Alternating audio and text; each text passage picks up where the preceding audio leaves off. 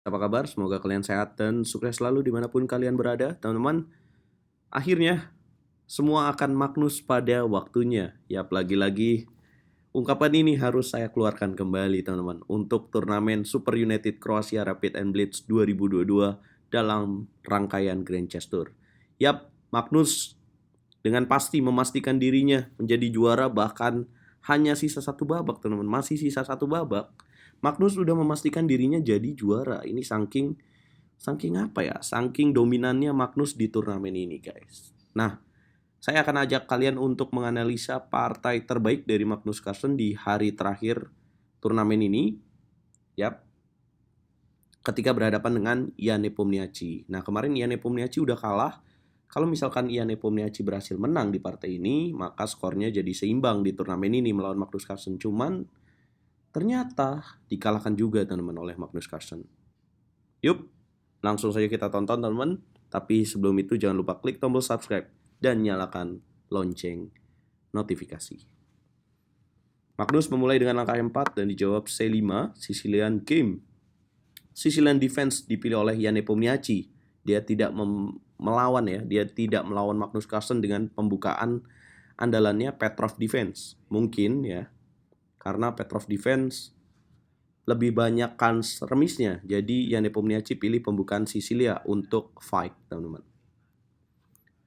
Kemudian putih kuda C3, hitam D6, putih D4, pion C makan D4, dan menteri makan pion D4.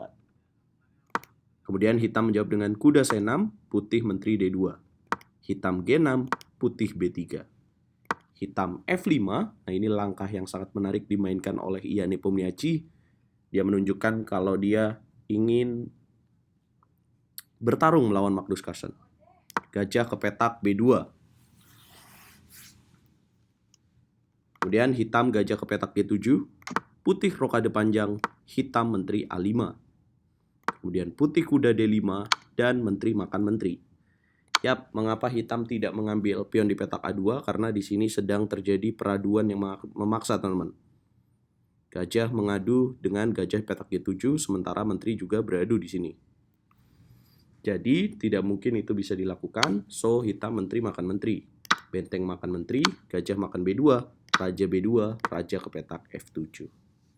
Yap, raja harus ke petak F7 ya guys, karena kalau misalkan makan pion M4, maka akan terjadi garpuan, yaitu kuda C7, skak, dan mendapatkan benteng hitam. Raja ke petak F7, Magnus pion E makan F5, hitam gajah F5, putih gajah C4. Hitam kuda ke petak E5, taktis menjawab. Dan kalau misalkan putih di sini membuka skak ya, kuda C7, maka ini jawabannya kuda makan gajah, skak dahulu, teman-teman. Oleh sebab itu, Magnus tarik gajah ke petak E2, hitam kuda ke petak F6, putih kuda makan F6, raja F6, dan putih F4. Kuda mundur ke petak D7, putih gajah ke petak F3, mengancam pion B7, kuda ke petak C5, putih kuda E2, hitam gajah ke petak E4. Yap, teman-teman, pilihan gajah E4 ini kita bisa lihat bahwa evolution bar-nya meningkat untuk putih ya. Dan kita bisa lihat dikatakan bahwa secara evolution bar putih unggul, teman-teman, di sini dengan plus 1,9.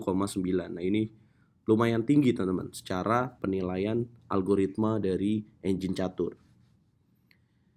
Nah, gajah ke petak E4, putih gajah makan gajah, ini langkah yang tepat, kuda makan gajah, dan benteng ke petak D4. Kemudian kuda ke petak C5, putih kuda ke petak C3. Nah, yang jadi penasaran ya, teman-teman, nah kenapa putih dikatakan unggul dalam posisi ini? Question mark-nya itu. Kenapa sih putih dikatakan unggul? Ya, karena di sini sangat terbuka ya.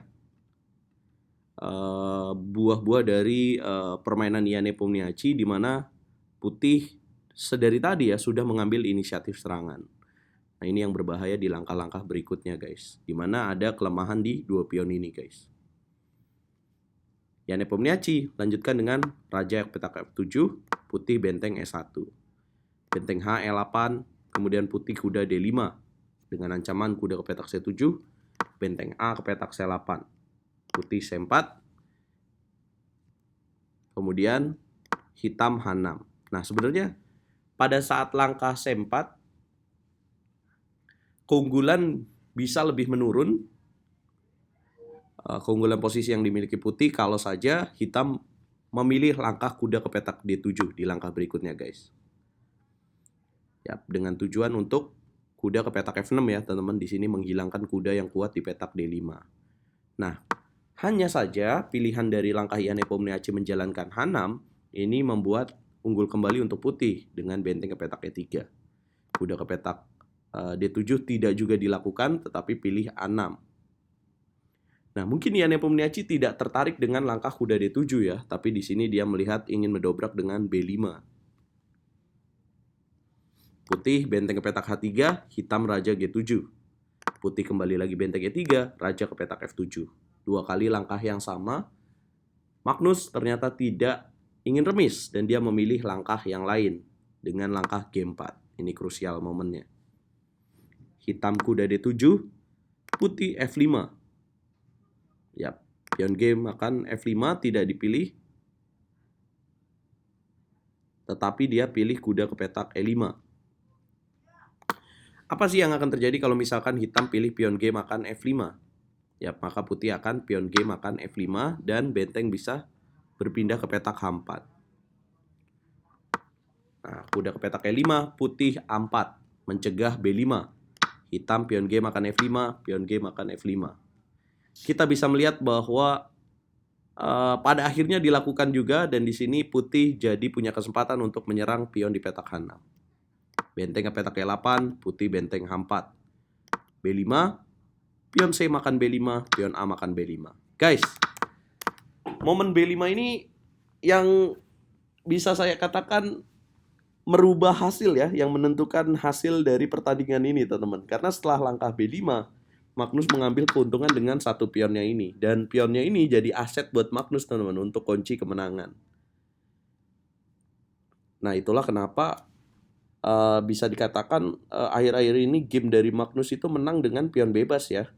Ya, karena lawannya juga terlalu tergesa-gesa mungkin untuk melakukan pengorbanan pion, dan kita bisa lihat kualitas seorang juara dunia Magnus dengan keunggulan satu pion pun dia bisa memenangkan pertandingan, guys.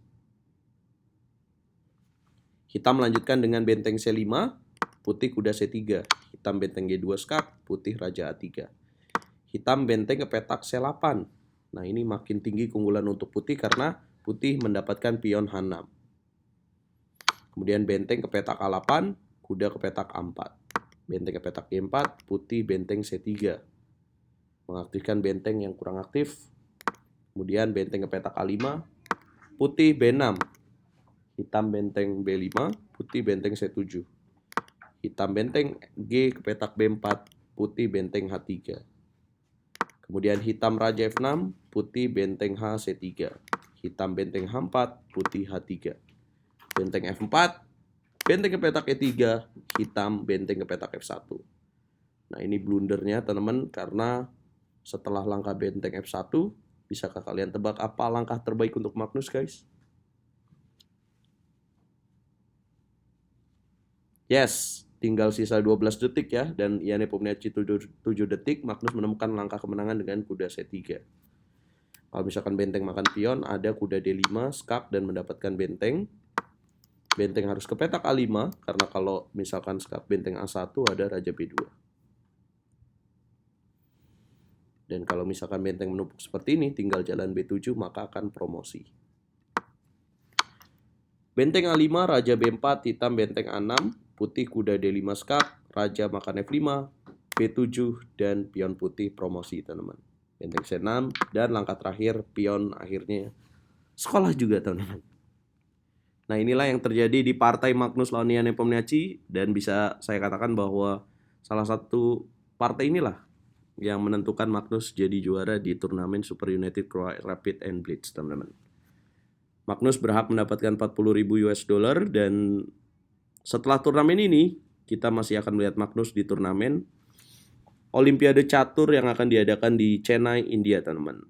Dan Magnus akan membawa negaranya Norwegia bersama 4 pecatur lainnya. Mampukah Norwegia jadi juara? Nah, kayaknya itu agak sulit sih kayaknya sih. Nah, kalian akan saksikan live streaming dari Olimpiade Catur sebentar lagi teman-teman, tanggal 29 Juli. Pokoknya tungguin aja, nanti akan ada live streamingnya teman-teman. Jangan lupa like, share, komen, dan subscribe. Dukung terus Pecaturan Indonesia, dukung terus RLCS Catur Yes Indonesia. Jaya bosku. Gimana nih? Ian Nepomniachtchi nih guys. Aduh.